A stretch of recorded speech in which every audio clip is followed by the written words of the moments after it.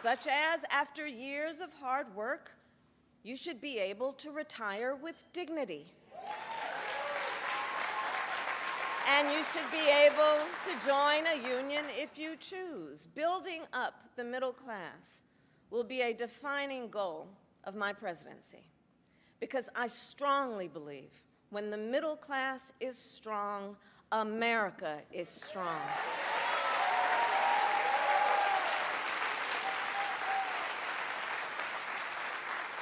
So in the weeks to come, I will address in greater detail my plans to build an opportunity economy.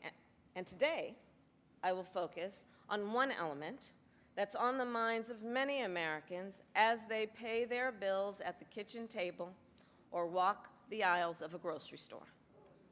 And that is lowering the cost of living.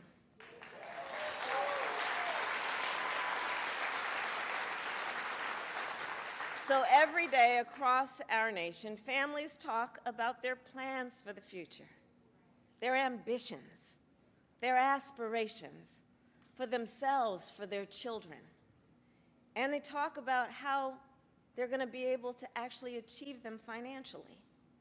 Because look, the bills add up.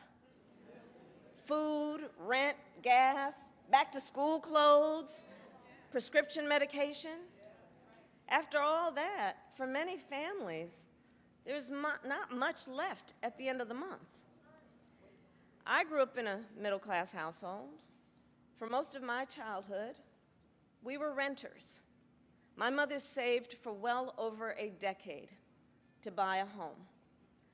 I was a teenager when that day finally came, and I can remember so well how excited she was.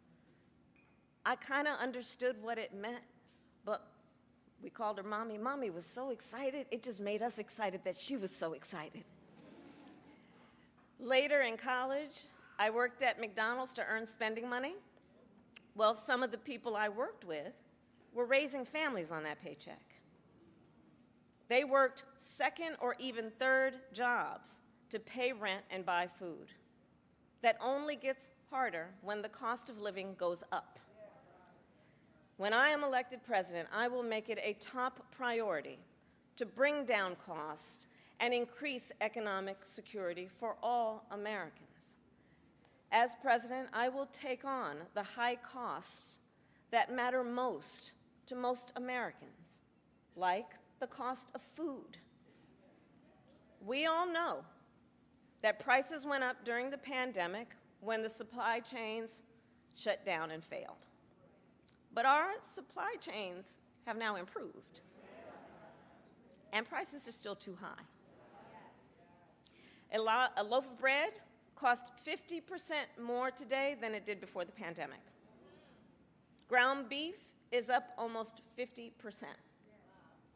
Many of the big food companies are seeing their highest profits in 2 decades. And while many grocery chains pass along these savings, others still aren't. Look, I know most businesses are creating jobs, contributing to our economy, and playing by the rules.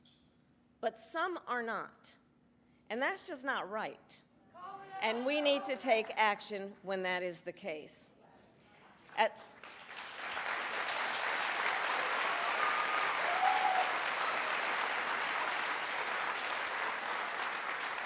As Attorney General in California, I went after companies that illegally increased prices, including wholesalers that inflated the price of prescription medication, and companies that conspired with competitors to keep prices of electronics high.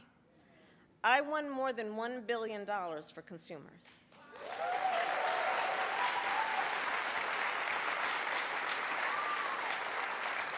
So believe me, as president, I will go after the bad actors.